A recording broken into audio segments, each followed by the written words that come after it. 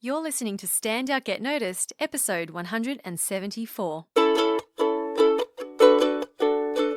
Welcome to Stand Out Get Noticed, the podcast that helps you speak and present with rockstar confidence. I'm Christina Canters, your host and founder of the C Method Communication Skills Training. For free resources and to subscribe to the show, visit thecmethod.com. Hi there, Rockstar. Welcome to Stand Out Get Noticed. I'm Christina Canters, speaker, coach, and founder of the C Method, where I help high-performing professionals and business leaders build powerful communication skills in order to have more confidence, influence, and impact in the workplace. If you are a regular listener, welcome back. So glad to have you joining us again. And if you are a new listener, welcome. I hope you find this podcast valuable. Each week we talk about a different topic related to communication skills, confidence, building up a strong success mindset. And sometimes it's an interview and sometimes it will be myself sharing my own thoughts and ideas. This week, I'm really excited to introduce you to a guest. His name is Deepak Shukla. Now, Deepak reached out to me. My show was recommended to him by listener Adina. So if you're listening, Adina, thank you for connecting us. Now, I get a lot of people reaching out to me to be on the show, and I don't say that to impress you. It's just what happens. But Deepak stood out to me because he genuinely wanted to share something that he thought would benefit you, the listener. It wasn't necessarily about promoting his business or selling his book, which is nothing, there's nothing wrong with that. But this stood out to me because it was a genuine, hey, I want to share something that I feel really passionate about. So we exchanged a few emails and I said, you know what, let's get you on the show. So a bit of background on Deepak. He's from London. He runs an SEO company called Pearl Lemon, and he also podcasts about love, life, and entrepreneurship. He's lived a very unorthodox life. For example, he's run 20 marathons, he's done 2 Ironmen, he's funded 2 tech startups, he ran a record label, and he's backpacked in more than 50 countries, and he's lived in a bunch of countries too. So he's done some really interesting things in his life. But what we talked about when we got on the phone was about Deepak's journey towards self-discovery and learning to love himself and be confident on his own.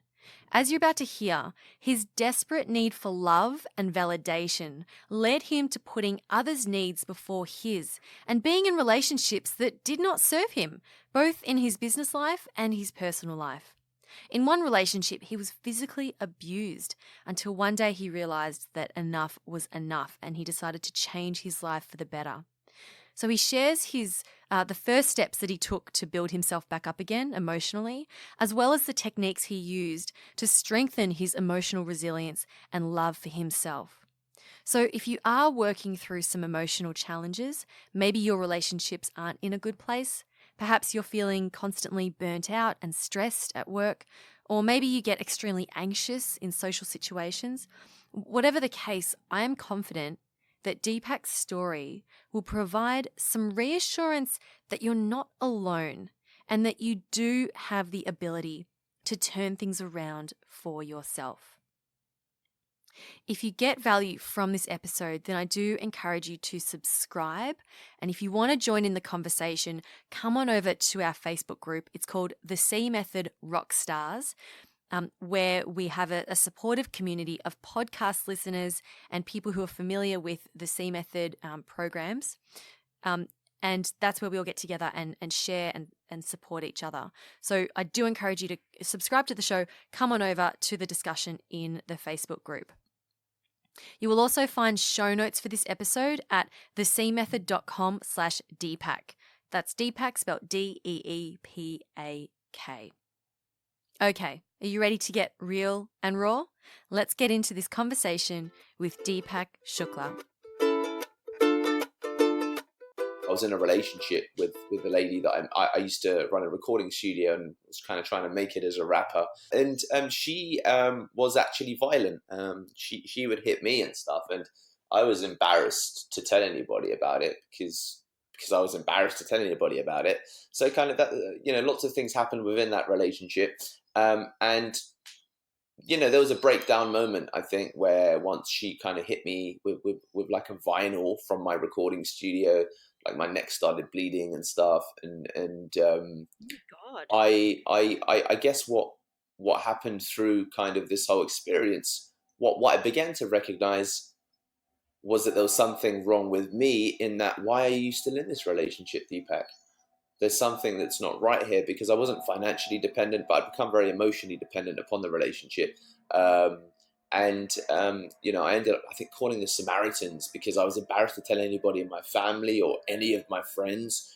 And on the surface of it, we were keeping up appearances and stuff, but I was really struggling. And my business at that time, Deep Impact Recordings, I had recording studios. They were doing well. We had 2 sites, and that whole business actually fell apart ultimately, whilst I was trying to solve this. And yeah, no, I had an evening once where I called the I called the Samaritans, which is like a helpline, and you can kind of just talk about your problems and stuff. And I thought, oh, I'll do that. And that really segued into kind of a whole journey of personal development, beginning with trying to figure out, why have I remained in this relationship, and discovering that I had kind of an anxious attachment style, a need for external validation, and that's quite common of entrepreneurs in general, that we seek a lot of approval externally through measures of success, and we keep driving forward, even in light of what might be considered to be outstanding. And it's kind of the deeper down I went into the rabbit hole to figure out my own problems, the more that I began to see parallels with a lot of very successful people, and this need for kind of appreciation, and feeling that you're not enough or not satisfied with what you have. Wow. Deepak, we haven't even started the podcast yet, but there we go. Look, we're recording this already, so I'm just going to leave that in, if you don't mind. Yeah, of course. There is so much to unpack there. I don't even know where to start with that. So tell me a bit more about what you were going through in the relationship, and how you were behaving. How is that then impacting your business? Absolutely. So we're 2018 now. This was around 2000, maybe 12, 13.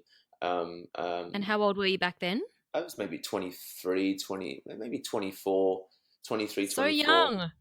Yeah, and I was this guy that I went to the gym, I lifted weights, I wanted to look good in a t-shirt, so I was kind of this idea of what maybe a guy, the masculine man, whatever you want to call it. And I was running my recording studio. I was trying to make it as a rapper and getting a little bit of recognition. Had some tattoos, so I kind of looked the part. And what's really interesting about all of this, of course, is that actually within the confines of our relationship, and the lady, let's just call her Mary, so we can give her a name.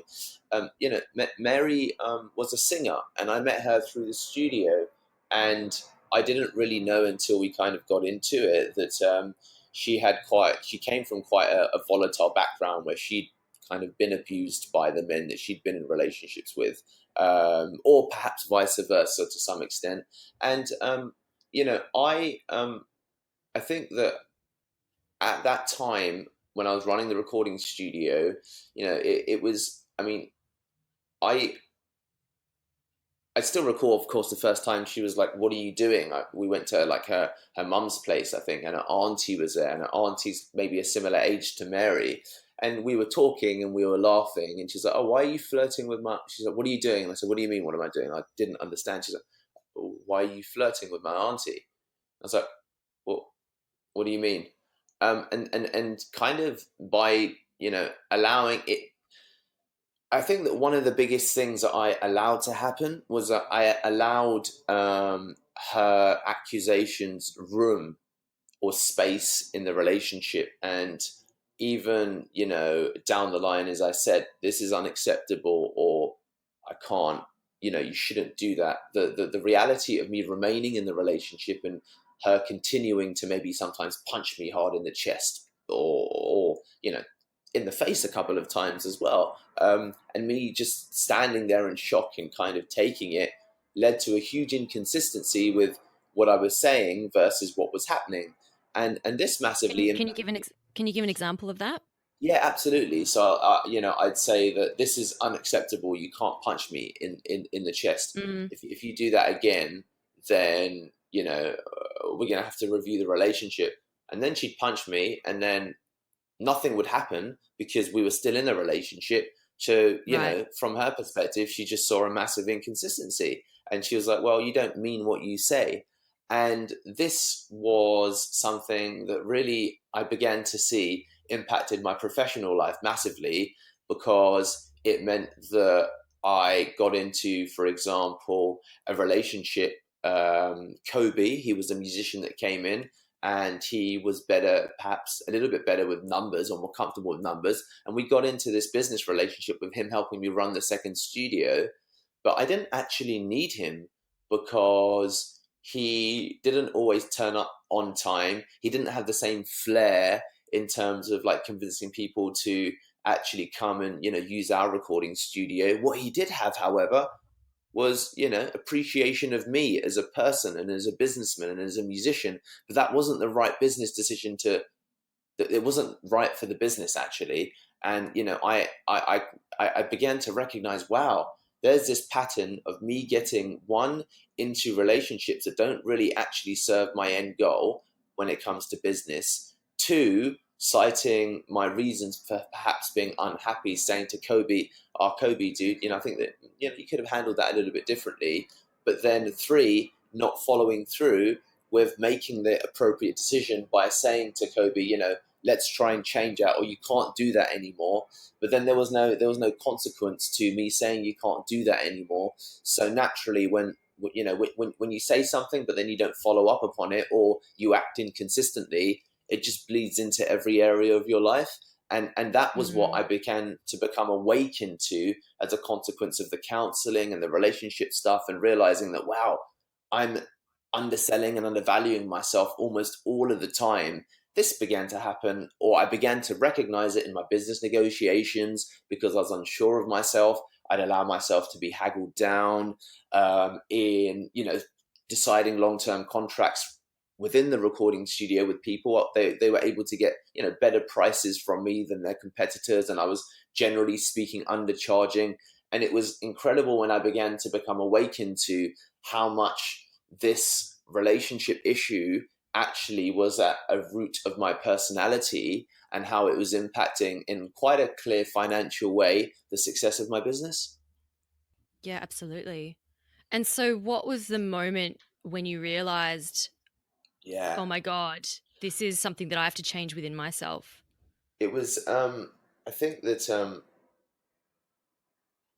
I think the moment was a very literal moment, because there was one evening where Mary, it was like 1:30 a.m. We were in Finchley, which is a place in North London, and she punched me, and then instinctively I slapped her back, and Mm, then the inside of her lips started bleeding. And she was like, "What are you doing? Oh my God, I'm going to call the police. You can't do that to a woman. This is unacceptable."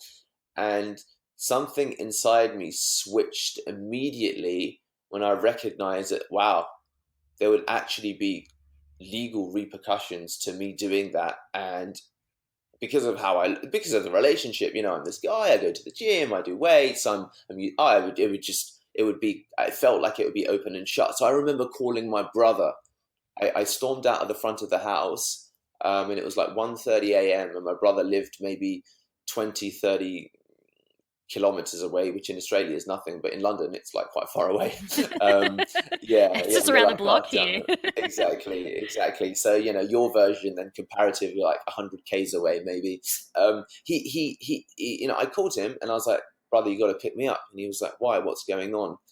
And it was at that moment that I revealed to him, what was happening. And he kind of got into his car, drove over, picked me up, and he became kind of the first person, and probably still the last person other than my partner today, and now perhaps my family, if they ever listen to this, that became aware of what was happening in that relationship. And then he said, you must leave this woman behind. You must get help. And I had the hardest month of my emotional kind of life to some degree, because I then said, Mary, we can't do this, as I'd always said. And she said, here we go again, Deepak. You're going to say it. You know what you're like. You're going to call me tomorrow and you're going to say, okay, well, let's meet up. And you're not a real man. And this would kind of be the narrative. And that was the point at which I called the Samaritans, because I was like, well, I don't know how this stuff works. Who can I need to talk to someone and just talk about it out loud and stuff. And that moment when her lips started bleeding, she said she'd call the police, was something that, I think, through the sands of time became very formative in respect of my transformation, which yeah, which has been a journey. Wow. And look, I really appreciate you sharing this, Deepak, like for being so open and raw and honest about it. And I know Okay. there'd be lots of people listening who may not have necessarily gone through the same situation, but may know someone or may have experienced something in a similar way where they keep taking abuse, whether it is, physical or emotional, mental abuse from someone else, whether it's a partner, family member, a colleague, a boss. So there are definitely people out there who are resonating with what you're saying. And I think it's important that we put it out there so people know that this is happening to lots of people. It's not just happening to them, and that they do need to speak up about it. Absolutely, So absolutely. tell me, the work that you did from Yeah, there, as you started to explore yourself, and get into your personal development journey. yeah, What was the main? You mentioned narrative before, and a lot of work that when we do around personal development is changing the narrative that we have, changing that mm, story that goes through yeah. our mind. Would you be able to share what's one of the stories that, like your old story, and what's one of like, and then what new narrative did you change that to in order to, move on with your life and build yourself back up? Absolutely. I think that one of the key things in cognitive behavioral therapy that was very important for me was that Ragni said, look, there are 10 different things that we could try. And the reality is, Deepak, I don't know which one's going to work for you.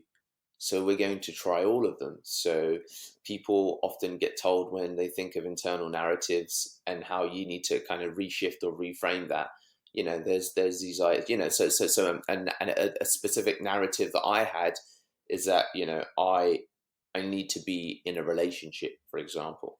I need to be in a Mm, relationship. And this transitioned into business, because I have now, in the last 18 months, the what I do today, I run an SEO agency. We've won awards and stuff, and I've got, and it's growing faster than anything else I've ever done. And this is the first business that I've decided to just truly be alone and not to work with anyone. And I am growing as a consequence far faster than any other business relationship I've had. Now that's interesting, and that relates to this story of Mary, because the internal narrative that I had was, I need, I need to be loved. I need to be loved mm, because I don't really love myself. And that translated into, lots of different things, like, okay, I need to be loved, so I need to impress people. I need to be loved, so therefore I need to get continual reassurance whilst I'm in a relationship. And that can come vis-a-vis, you know them telling me, oh, it's going to be okay, or, oh, Deepak, yeah, no, I love you, or some kind of variation of that. And the narrative that I needed to kind of change was that, Deepak, you only need yourself. And mm, the act of actually trying to change that is the hardest thing to do, because actually at its root core, and this is the biggest learning that I've had in business, the root core of every problem is ultimately never intellectual, it's emotional. It's like, guys, the answers are always all out there. I'm not here to give you a roadmap to success in terms of how to set up a custom WordPress website, or how to launch your Shopify store, or how to build, 1,000 people on an email list. Like, everybody intellectually knows that. But the questions that you need to unpack are underneath that, which is, what is it that's stopping you from taking action? And my biggest barrier to success was this feeling that, I need to be loved. I need to be loved. I need to be loved, so therefore I need a business partner. I need to be loved, so therefore I need someone to help me do this because I feel a bit nervous about doing it myself. I need some help. And it was incredible as I began to see how this trickled into every aspect of my life. And it was that recognition that led me onto a journey through CBT of continually trying different methods to change that narrative. Can you share some of those techniques that worked for you, or approaches? Absolutely. So some of the techniques that have worked for me is developing a second voice. So what I mean by that is, one of the things that will often happen when, for example, I'm running an ultra marathon, I'm about 15 to 18 hours in, and there's a voice, well, my feelings start to say, Deepak, you want to give up, you want to give up. And the voice then that comes in is that, you could just finish now. Everyone's going to say, fine, it'll be okay. But then I began to develop an ulterior voice that would talk back to this voice saying, but Deepak, you've been through worse than this. But Deepak, you're okay. But Deepak, so that's something that I still use today. This development of kind of a second voice. There's this idea that we're always talking to ourselves. It's not an idea. We've always got this internal voice that kind of we carry with us. I began to develop a second voice that could help talk back to that voice and talk kind of rationale. So that's been one thing that I still use that's been quite helpful to me. The second thing is something that I got from the Landmark Forum, actually, because I went there and they use this concept of, that's just a story in your head. That's not what's out there. So sometimes when I'm, for example, like the other day, I did like a 13-hour day, let's say, with work, which is not uncommon. But at the end of the day, my story in my head was, I'm tired. I can't be bothered to go to the gym. Like, it's been a long day. And then I thought, Deepak, this is a story. You're alive. You're fine. Just go to the gym. So I went to the gym and I ultimately ended up doing like a 100K bike ride from like 8 p.m. till like 11:30 after a 13-hour day, right? And historically, I would never have done something like that before, because the narrative that I had in my head and the narrative that society told me was that you should, a 100K bike ride after work. I don't think that's a wise idea, or I don't think you're going to be quite tired, aren't you? And this whole kind of self-defeating narrative that was either being fed into my head or I was feeding myself was really choking me up. And in recognizing some of these paradigms that the world will give you, because the world will always collude in your failure and never collude in your success. When you say to the world, I'm tired, it's been a long weekend, so I decided to not get on the podcast with Deepak, or Deepak, I say to my friends, it's 7 a.m., you know what, I rearranged with Christina because it was quite early and I went out and there was things going on. Everyone will collude with you and say, yeah, you know what, I get it, I understand. I get it. I understand. So in recognizing the language and the emotions that, are attached to that level of narrative, I think you begin to recognize how powerful you can actually become in your life and how powerfully you can operate within all of the spaces that you work in. And that was something really that cognitive behavioral therapy and this journey of self-development began to give me. So I asked Deepak about some of the other things he did to build more confidence in his ability to rely on himself. He shared how he got into immersion therapy, which in Deepak's case was not about immersing himself in a water bath, but rather metaphorically diving deep into learning a new skill and therefore accelerating his competence and confidence with that skill. Here's Deepak. I began to put myself into environments where I could really only rely on myself a lot more. So I thought, okay, well, I've been able to a degree, get out of that relationship, but I then began to see the same behaviors reoccurring in my new relationship. And in other places outside of it. So I recognize that, well, Deepak, you've had 20 plus years of training in needing needing affection, or needing desire, needing this desire to be loved. So how can you kind of retrain yourself? And this is where I think immersion therapy is huge. And I think there's science that has shown that learning, especially when you immerse yourself in something, only compounds, and you can learn so much more effectively, so much faster. And I really saw that when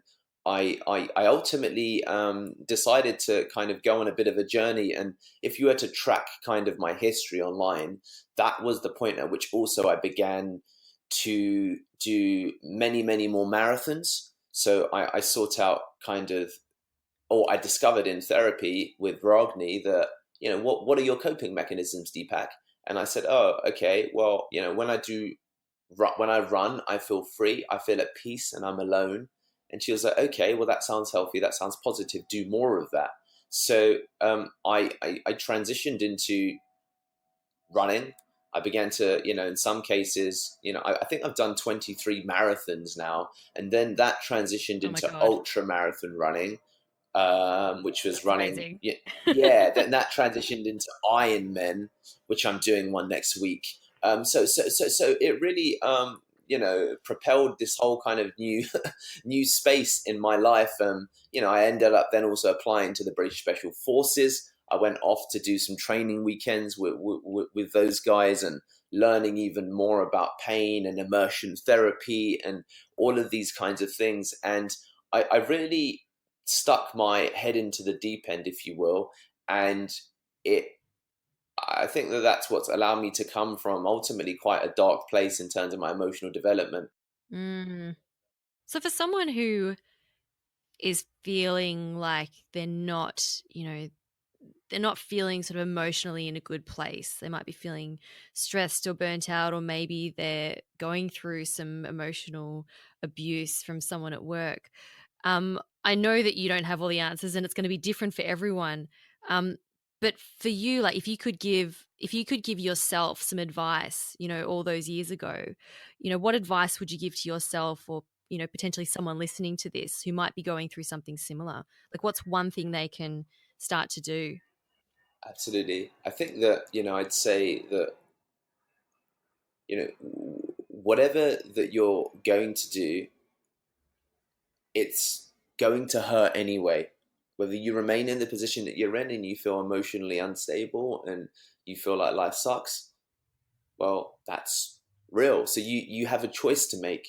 You have a choice to make as to whether you want to kind of remain in the darkness and remain in pain forever, or take upon a new pain that will hopefully help lead you towards a light.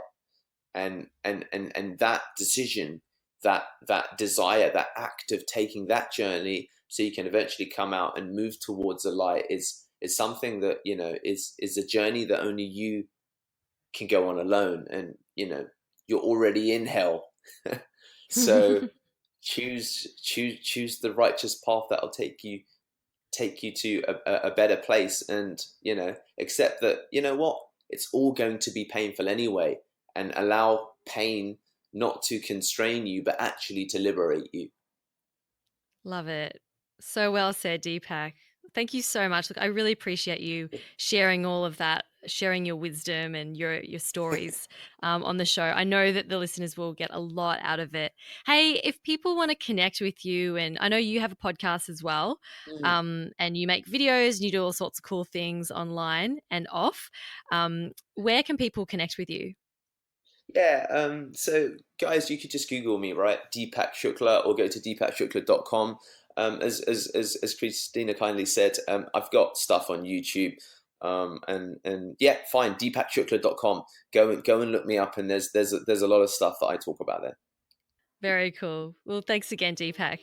Oh, thank you so much. Big thank you to Deepak Shukla for being so generous and open on this podcast, and openly sharing his story. I know that I got a lot out of listening to him. It was really fascinating to hear where he'd come from, and the steps that he'd taken along his journey and that journey of self-discovery. So amazing and very inspiring. Visit the show notes at thecmethod.com/Deepak. I'll put links there as to how you can connect with him. Okay, before I wrap up today, I want to give you a quick reminder to come on over and join us in our Facebook group. It's called The C Method Rockstars. I started it recently and we've already got over 60 highly engaged members, which is really exciting. I love it. So come on over, join the conversation and share with me your thoughts about this episode. I also post Facebook Live videos in there and ask questions, and it's a place where people are already posting up questions and requests for feedback and encouragement for each other as well as they move on in their journeys around presenting themselves, being more confident and putting themselves out there. I look forward to seeing you in the group. And that's all from me this week. Thank you so much for spending some time with me today. Keep on being awesome, and I will talk to you next week. My name's Christina Canters, and this has been Stand Out, Get Noticed. Thank you for listening to Stand Out, Get Noticed. To learn more and inquire about the C Method coaching, keynote, and corporate training programs, visit thecmethod.com.